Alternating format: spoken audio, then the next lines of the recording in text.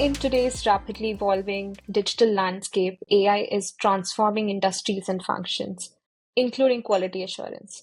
And while AI tools promise increased productivity and efficiency, they also bring challenges and misconceptions. However, the true opportunity lies in harnessing AI to enhance QA processes, optimize repetitive tasks, and enable deeper value-driven testing. Companies like Tiket.com exemplify this paradigm shift by integrating AI into their QA workflows, during driving innovation while maintaining a customer-centric approach. Today's session dives into the strategies, challenges, and learnings from Ticket's GenAI journey, showcasing how QA professionals can thrive in an AI-empowered future. Hi everyone, welcome to another exciting session of the LambdaTest XP podcast series. Through XP series, we dive into a world of insights and innovations featuring renowned industry experts and business leaders in the testing and QA ecosystem. I'm your host, Kavya, Director of Product Marketing at LambdaTest, and it's a pleasure to have you with us today. As I said, today's discussion would revolve around GenAI in QA, which is Ticket's approach to evolving quality engineering. And we are going to explore how AI is reshaping the QA landscape and uncover the strategies so as to stay ahead in this dynamic field. Before we start today's session, let me just introduce you to our guest on the show, Bhupesh Mittal, AVP Software Quality Assurance at Ticket.com. With over 17 years of experience in the testing domain, Bhupesh has consistently driven high-quality digital experiences while championing QA as voice of the customer. Having held some impressive roles at organizations like Make My Trip, Great City, and HD Digital, Bhupesh brings a wealth of expertise in testing, process optimization, and aligning quality with business goals. So currently, he's leading Ticket.com's quality initiatives. He's at the forefront of integrating AI into QA workflows, transforming processes, and delivering exceptional customer value. And I'm sure that he has a lot to share with our audience today. And as I said, in today's session, it promises to be an in-depth exploration of how Ticket.com is leveraging AI to redefine QA practices. So let's jump straight into the heart of today's discussion, Bhupesh. It would be great if you could share more about yourself and your journey in testing with our audience. Many thanks, Kavya and LambdaTest team for hosting me. It's a nice experience, and would love to share some things, some initiatives that we are driving on the AI front in Ticket.com. So, like any other company, AI is a hot topic now, right? It's a very booming thing, and a lot of people get onto the bus very early in the stages, right? So that's the angle here for Ticket.com also. So we want to explore it in the best way possible, so that everything that we do, right? So we can basically make it more smarter, right? Increase the QA's productivity and all. So so that's the angle here. So we have been leveraging it um, from, I think, now 8 or 9 months. We have done some explorations, and yeah, keen to share those certain things with the audience here, so that maybe they can also jump in and try out those things.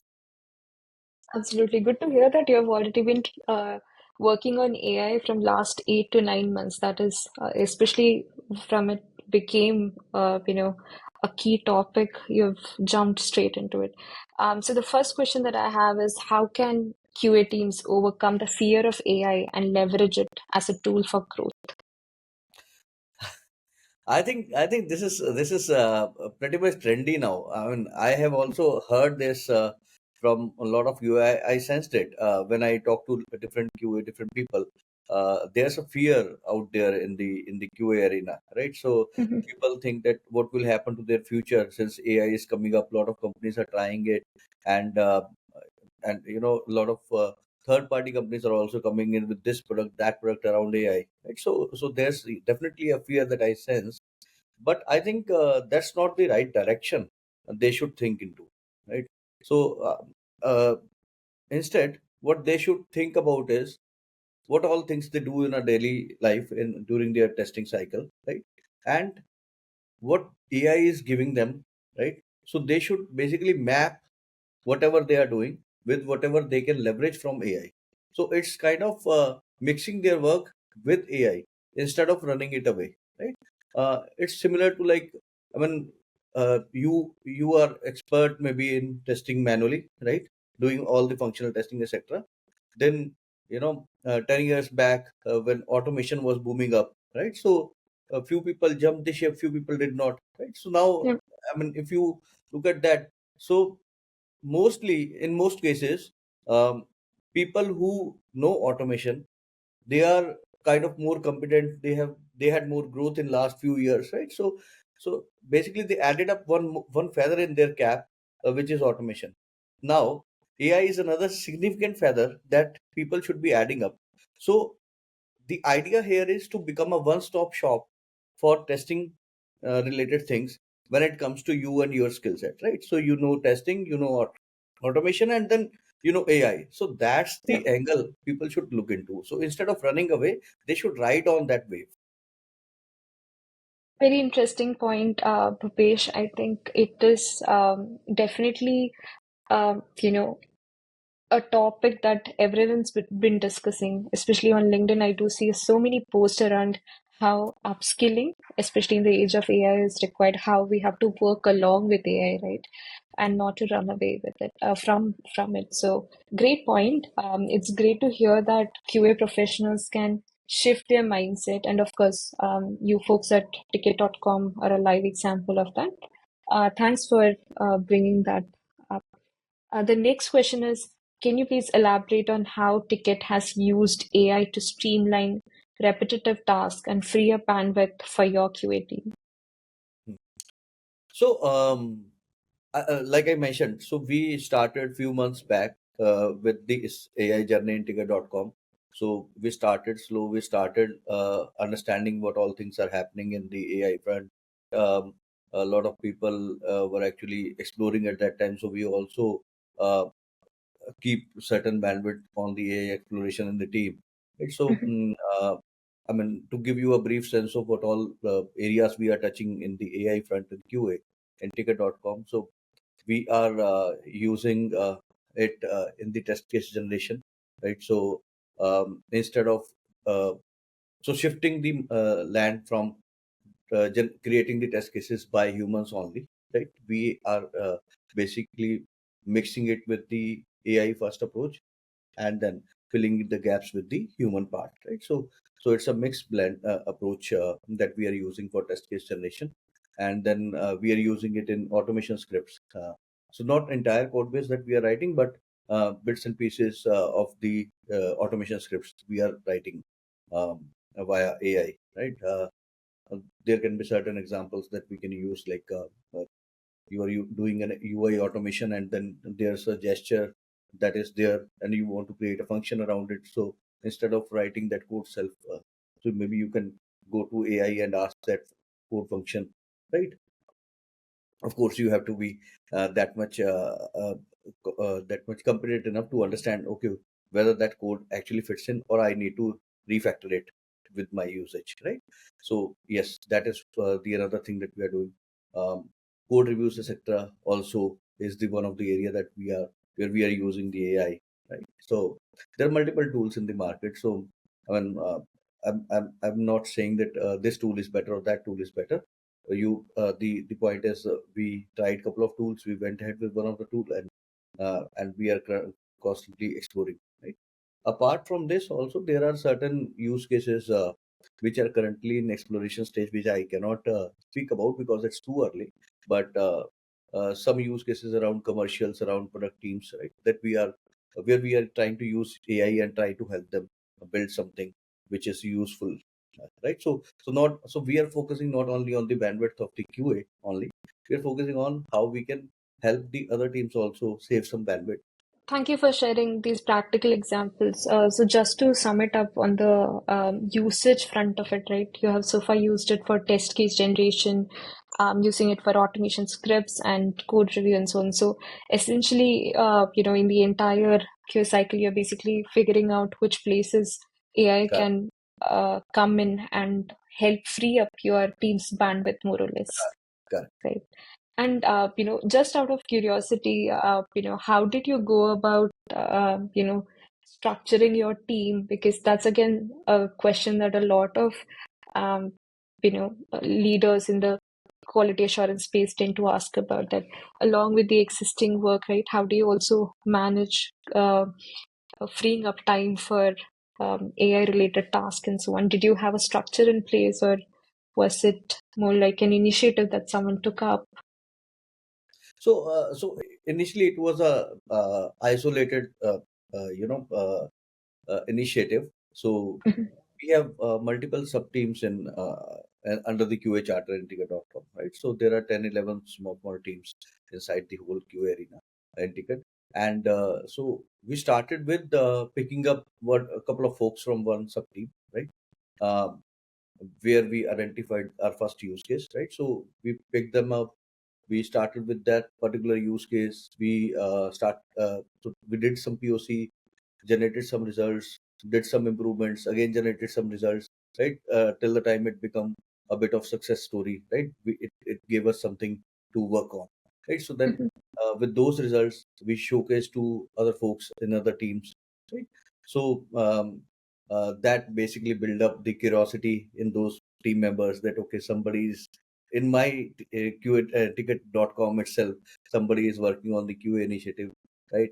I should also jump in. I should also try out something, right? So it built a curiosity within the team. Then we picked up few more folks from a couple of more teams. We identified certain more use cases, right? mhm. So slowly, I mean, it started as an initiative in different teams, right? Uh, and then at that time, uh, basically I was acting as a product manager for what all we need to explore, what all we need to build, etc., right? But Mhm, then after a couple of I think 3 4 months, it was like I shifted the hat from myself to their head, right? Okay, now you are the product manager, you have to identify the use cases and Yep. come back with the ideas, and then we can work upon, right? So that enthusiasm slowly get built up. And the reason we started slow, since we were exploring. So uh, when you explore something, and if you ask everyone to explore, right? So there's a chance that a lot of people are exploring similar things. A lot of people might get into similar challenges, etc., right? Right. Since you have to keep on the deliverables also on the pace, right? So Mhm, you have to be, as a leader, you have to be cautious when to put more pressure in the initiative, when to, I mean, how to align that. So yeah, we started with isolated initiatives, and now we are implementing it across. Great. Thank you so much, Bhupesh. I asked that out of curiosity, but I think it was a very thoughtful approach that you have implemented within the team. And moving on to the next question, how do you measure the ROI of implementing AI initiatives within your QA team? That's a very important question, right? I think this aspect, the ROI aspect, is not only related to AI initiative. It should be at the focus area for every QA leader, every lead, every engineer, right? uh, Whatever initiative, whatever tool they are using, right, be it AI, non-AI, etc. So it should be the first point of area where they should focus. Okay, what am I getting out of this Hmm. initiative? They should have Yep. some visibility around it, right? Because that is basically the goal, right? So you got to run towards a goal. You cannot run Mhm. just for the sake of it, correct? So Absolutely. yes, in Ticket also, for the AI part, um, when we were exploring, when we started with the initiatives, right? So the goal was so for the AI specifically, the ROI factor is majorly the productivity increase of the members, right? How much time we will save. That's the Hmm. primary goal when we pick up the AI initiatives. So for any use case that we tried, we started with benchmarking the timing that is getting consumed right now when we are uh, doing it via humans, right? Only. So we looked up into trend, not only the let's say you pick up the test case generation part, right? So it's not like that. you will pick up the time for today only or this sprint only, right? So you focus on the trend line, average it out, and that can be your benchmark. Now you start putting up the AI initiative in place, right? Then you monitor that, uh, right? You notice the timelines there, right? And then, but over the course of period, you will do some improvements that will further improve your ROI. So then delta between the original time that was getting consumed when AI was not there versus what is the time getting consumed now after you went up the AI road. Right? So that delta is basically your ROI. And for us, for now, the major ROI factor is the time that we are saving via these initiatives. Great. Thank you for sharing those insights. It's good to hear how ROI has been carefully tracked, um, within Ticket.com, not just for the AI initiative that you're implementing, but also for non-AI initiatives that's been implemented. Yeah. So moving on to the next question that we have, right? What were the biggest challenges that you faced while implementing AI, and how did you overcome them, both as a QA leader and as a team? Would be good to hear both sides of it. Hmm. So, yeah, I mean, whenever you pick up new thing, you got to bump into some challenges, right? Some are easy, some are complex, some gets solved early, some take sort of time to solve, right? So yes, we also ran into few challenges Mhm, in whatever use cases we tried, right? I think two, three major challenges were there, which we overcame over the period of time. The very first one was since when we talk about AI, so it's majorly GenAI that you use mhm. to improve, right?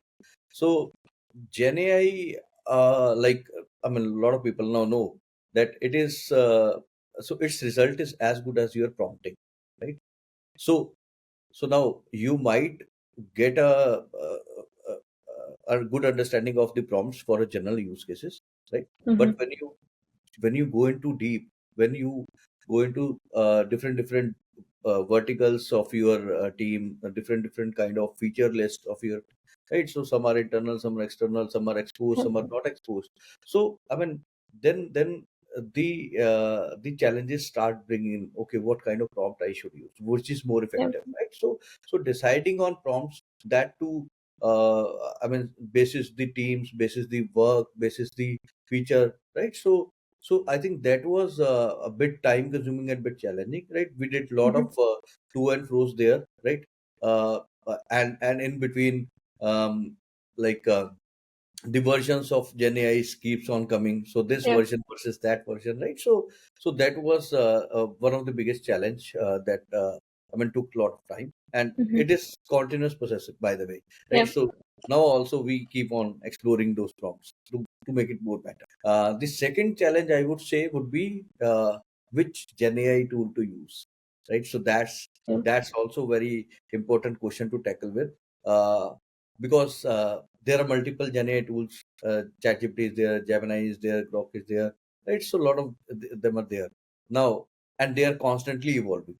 Right, so one tool which might be working good for you today, right, might be behaving better than other tool in your use case today, right? That situation might change 1 month down the line, correct? So and yes, you can create the fallbacks sector that okay, this tool primary and this secondary, etc., but in some use cases you might go have to go towards the commercial side of those tools, right? That okay, I need to purchase some licenses here, right? Now which tools license to purchase, this one or that one? I think that's a cautious effort, that is a challenging part, because then you have to do a lot of analysis, a lot of uh, you have to keep on doing it for, let's say, 1 2 months to understand which one is more better. So that's the additional energy and time that you got to spend, right? And especially when you are doing it in an initiative way, not in a specific carved out bandwidth way, right? So so that was the major second challenge. The one another challenge was like you did some exploration, right, on particular use case. You got some POC results, and you looking at those POC results, you created some anticipation that okay, if this is that, then when I actually implement it, most probably my results, my ROI will be such like XYZ, correct? But when you start doing those implementations, when you monitor them, so you figure out those the anticipation percentage versus the current ROI, it is having stark difference, right? But the important thing to understand at that time is, I mean, for us was okay, we utilized the AI, but somehow we got to understand that okay, only AI is not solving that part, right? So, so we tried some customizations on top of the AI implementation, right? We did some customizations, we improved certain things, all right, in the over the input part, over the output part, over the reprocessing part, etc., right? And then we reached up to that anticipation level after doing those customizations. So yes, so it was not so in some cases it was not straightforward, you know, right? So I think that's the one of the major challenge that we got into and we resolved over the period of time.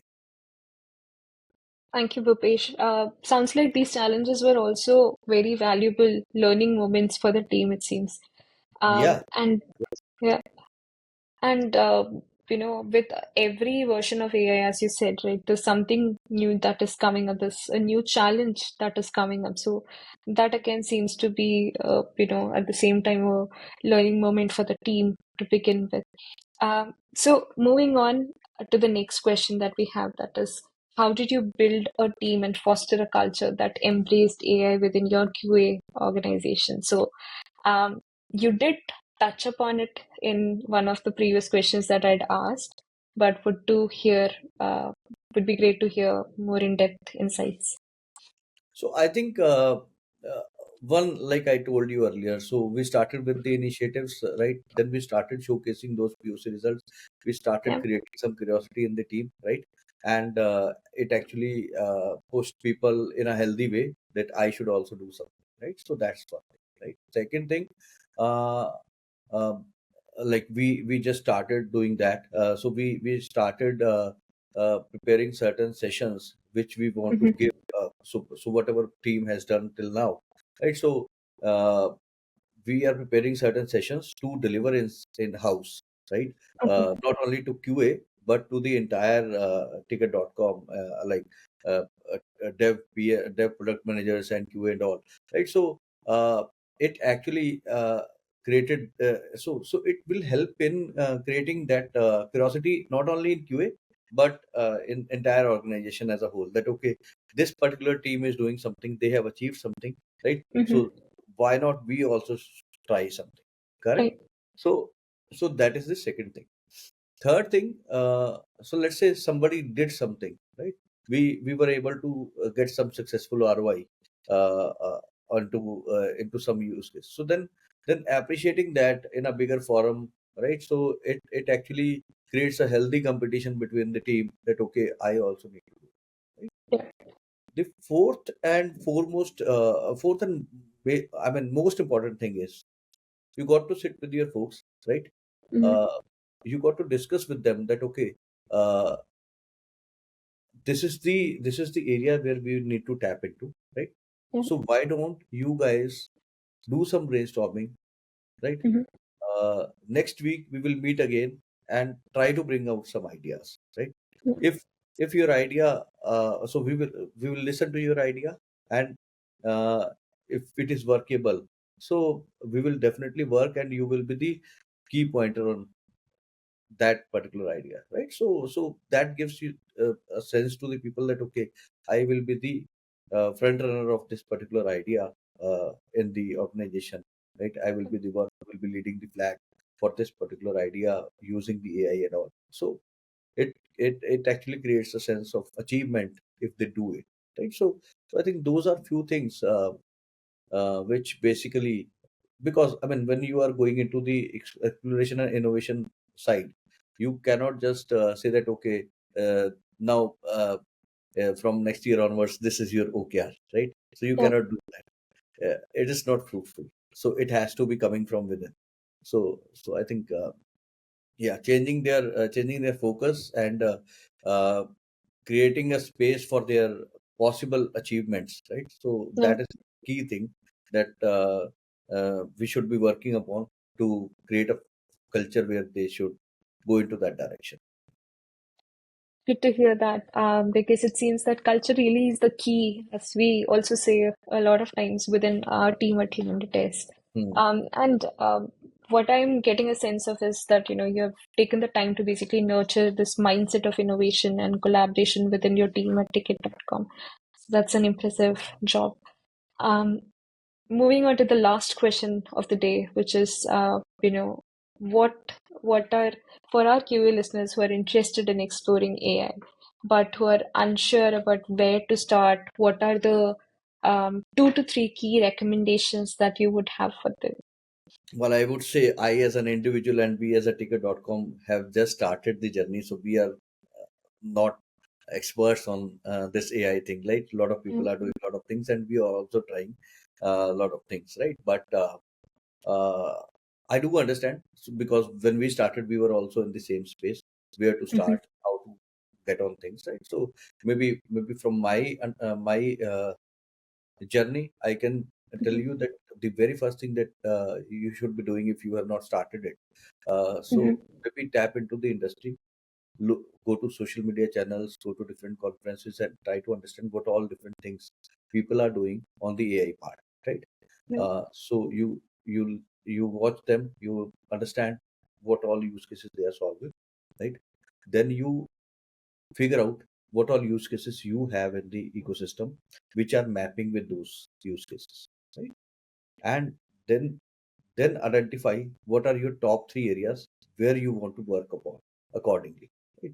So now you have some industry insights, you have some mapping on the workflows that you have, right? Then you can actually start with top three key initiatives, and since people are already doing it, so just in case you need some help or you need some documentation, etc., so you might be easily find that, right? So I think that's the key pointer to start with. Another thing, couple of things I want to say for the newbies and for the people like me also, right? So we need to understand that AI is not a silver bullet, right? So it will solve your lot of problems, but can it solve all of your problems? We don't know, right? So whenever you are picking up some initiatives, you have to be really understanding what problem statement you are solving, right? And what ROI you will be generating, correct? Without that part, right, you might go into putting up a lot of cost, lot of energy, right, lot of time, but maybe not on the right path, right? So focus on the areas where you want to solve something. You have to understand the ROI of it, and then you uh, go deep in. Don't just do it on under the FOMO pressure, right? That okay, that company is doing or that person is doing, so I should also jump in, right? You please clearly understand the use case that you want to solve, right? Uh, and last thing I would say, in certain use cases, you might feel that okay, straightforward, there is nothing as such from the AI, but maybe certain companies, certain third parties are giving you some tools and platforms uh, which have pre-solved certain AI use cases, right? So maybe you want to try out that. But again, key is you have to be cautious while going there, right? No harm in going there. Definitely should try out a lot of things, whichever becomes fruitful for you. But be very cautious on the ROI. So the cost and the time that you put in versus the return that you will get. So it has to be fruitful, right? Maybe not fruitful in the starting when you start the journey, right? Like it was for us also. I mean, starting it was slow, but eventually it kicked off, right? Because you on the go you learn, you improve, and then you get better results. But please be very cautious what all areas you are picking it up and how you are doing it. And the last thing I would say, uh, like it happened with us also, you picked up some initiative, you tried out AI. On it might be like AI only cannot solve that particular thing. You might have to use blend-in approach. You might have to do some customization yourself in the process. or in the if it is around coding, so in the code, right? Plus the AI. So it can be a mix of it, right? So think of all those angles while you are going for the AI initiatives. Thank you so much, Bhupesh. These are some fantastic takeaways for our listeners. And thank you for also breaking it down. What I heard were like very actionable steps that you personally implemented within Ticket.com, which can be implemented across different organizations and teams as well. Really appreciate your time. What an insightful session it has been. As we wrap up today's discussion, I would like to thank Bhupesh for joining us today and shedding light on how AI can revolutionize quality engineering. We hope this session will inspire you to embrace AI as an enabler of growth and innovation in your QA practice. But yes, as Bhupesh said, do remember that AI is not a silver bullet. I think that's a phrase or a takeaway that I would also take with me. Um, to our audience, thank you so much for joining us today. Those who are listening, please subscribe to LambdaTest YouTube channel for more episodes in our XP podcast series. Thank you, Bhupesh, once again for joining us Thank today. you, Kavya. Thanks, Thank you, everyone. LambdaTest, again for hosting me up, inviting me here. It was a nice experience. Thank you so much.